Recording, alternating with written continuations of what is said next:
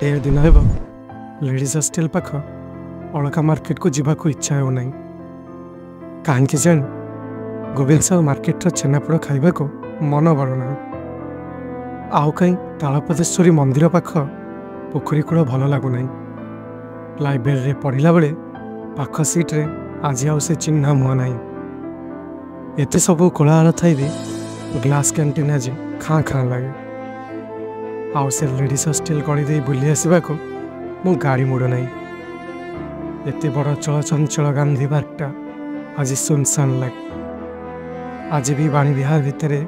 हले प्रेम पक्षी को देखिले मन जनक कथा भावे आ मन पड़े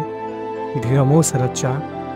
विष्णु भाईर गुपचुप गांधी पार्क खटी मंदिर पोखरी पाख पाहाच और एमती अनेक कथा बोध हुए तुमको बाणी विहार छाड़बार नथिला।